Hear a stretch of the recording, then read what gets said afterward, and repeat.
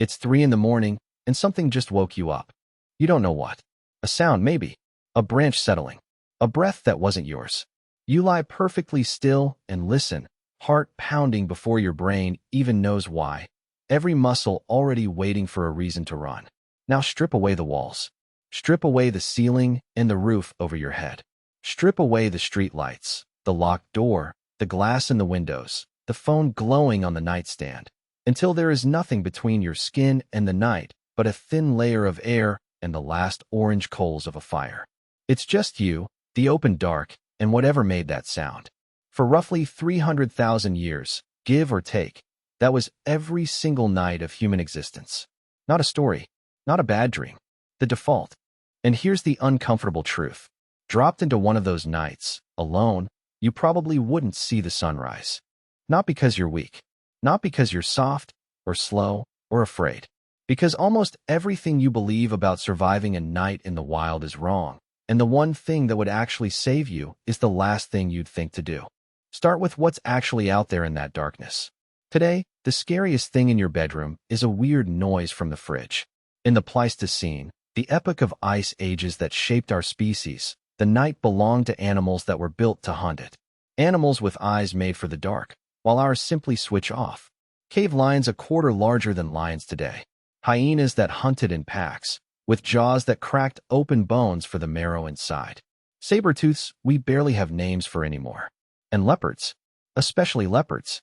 Silent, patient, happy to drop on you from a branch you never looked up at. How do we know leopards hunted us? Because one of them left the evidence behind, punched into a child's skull. In a South African cave called Swartkrans, researchers found the skull of a young hominin with 2 neat round holes driven through the back of it. For decades, nobody could explain them. Some thought a blow, some thought a ritual. Then a paleontologist named C.K. Brain tried something simple. He took the lower jaw of a fossil leopard and fit its 2 bottom fangs into the holes. Perfect match. The spacing was exact. The child hadn't been bludgeoned or sacrificed. It had been picked up by a leopard the way a leopard carries any kill, teeth gripping the skull, and dragged up into a tree to be eaten away from the other scavengers. Brain published the case in a book with a title that says everything: The Hunters or the Hunted. His answer changed the field. For most of our early history, we weren't the apex predator of the plains. We were meat. We were prey. So that's the neighborhood. Now, what would you actually do when the sun went down? Be honest. You'd find a hiding spot, curl up somewhere dark and quiet, and try to sleep through until morning. Alone, silent, unconscious for 8 straight hours. Congratulations.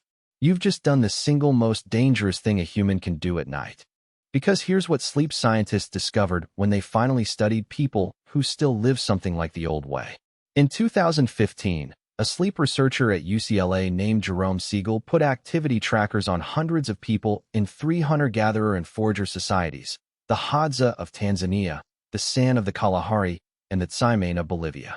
These are people with no electricity, no alarm clocks, no glowing screens, sleeping the way our species did for almost all of its history. Everyone expected them to sleep long, pure, natural sleep. They didn't. They averaged around 6.5 hours a night, less than many stressed-out office workers. They stayed up hours past sunset. They woke in the night, over and over. Sleep wasn't a solid block. It was loose, social, and interrupted. And that turns out to be the whole point. A few years later, an anthropologist named David Sampson took the question further. He monitored a group of Hadza adults, night after night, tracking exactly who was asleep and who was awake at every single moment. Over 20 days of recordings, hundreds of hours of darkness, he counted the total time when every single adult was asleep at the same instant. The answer was about 18 minutes. 18 minutes out of 20 days. For all the rest of it, at virtually every moment of every night, somebody in the group was awake. Not on guard duty. Not assigned a shift. Nobody handed them a spear and told them to watch. Just naturally awake, stirring the fire, shifting position, soothing a baby, listening to the dark. Sampson called it the Sentinel Hypothesis, the idea that human sleep evolved to be staggered on purpose. Look at how it works. Older people drift toward early bedtimes and 4 a.m. wakings. Younger people stay up late and sleep in past dawn. Light sleepers surface at every crackle and settle again. Put a few dozen humans of mixed ages around a fire, and the group becomes something no single animal can beat. One organism with its eyes open 24 hours a day, no gaps, no blind spots. Your grandmother waking before dawn isn't a malfunction. She's not broken. She's the early shift, clocking in. So let's reconstruct the night you'd actually need to survive, the way your ancestors ran it, step by step. The sun drops fast near the equator, and long before dark, the group has already chosen the sleeping site, and not just anywhere. Near rock or thick thorn brush, something solid at your back so nothing can come at you from behind. The fire is lit while there's still light, because fire is not optional.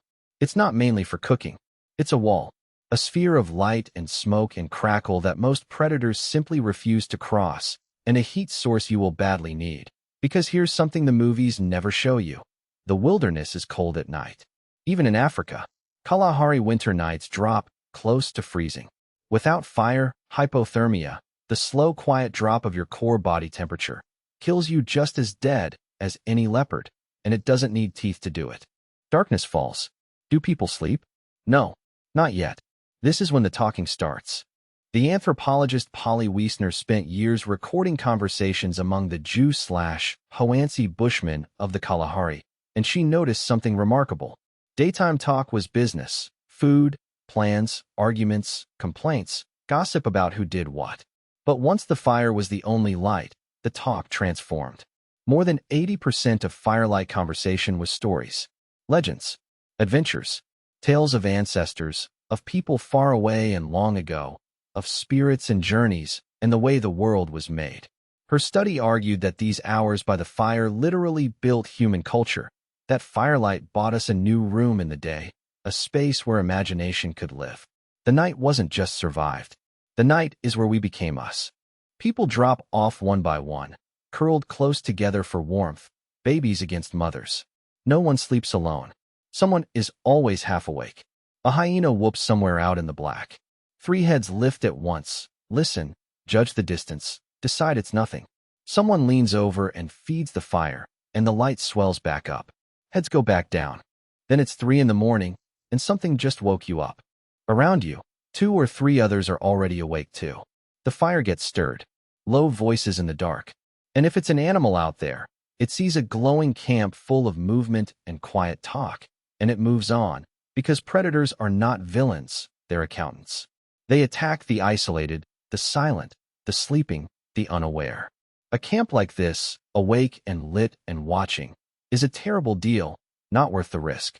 And an hour later you're asleep again, and the early risers are already taking over the watch without a word. Morning comes. Nobody's a hero. Nobody even did anything, exactly. That's the trick. No single person guarded the camp. The system did it. Which brings us to the twist in all of this. Ask people why they wouldn't survive the Stone Age, and they'll say the predators, the cold, the dark, the hunger. But the leopard was never really the thing that would kill you. Being alone was. A lone human at night, any era, any fitness level, any amount of courage, is one of the most helpless animals on Earth. No night vision, no claws, no fangs, thin skin, slow legs, and a mandatory 8-hour shutdown every single day. On paper, we should have been picked off and eaten out of existence long ago. What kept the night from erasing us wasn't the individual body at all. It was the group running the oldest security system in the world, stacked sleep schedules, a shared fire, and a circle of bodies facing the dark together. You wouldn't survive a Stone Age night because you'd try to survive it the modern way, alone, and your body still remembers all of it. You wake at 3 a.m. for no reason and can't explain why. That's not brokenness. Siegel's Forager data and Samson's Sentinel work both suggest that light, fragmented sleep is the ancient normal, and some researchers now argue that waking in the middle of the night feels like a malfunction only because we've deleted the context around it. The watch shift is still in you. The campfire and the other watchers are simply what's gone missing. You sleep better with another person in the house, and worse the first night somewhere new, when your brain quietly keeps one channel open, listening for unfamiliar sounds. You can't walk past a dark basement doorway without a small flicker of attention pulling your eyes toward it. 100,000 years of leopards live in that flicker. Even your evenings are Stone Age. The pull you feel at night, toward the couch, the shared screen, the low warm light, the long story that carries you somewhere else, that's Wiesner's firelight hours wearing new clothes. The television is a bad campfire. But make no mistake, it's a campfire. So no, you wouldn't survive a single night in the Stone Age. Not on your first try, and not by yourself. But that was never really the test. No human being ever passed that test solo. The ones who lived, the ones who became your ancestors, survived because they never once faced the night alone, and because somebody in the circle was always awake. It's 3 in the morning, and something just woke you up. That's not your sleep failing you.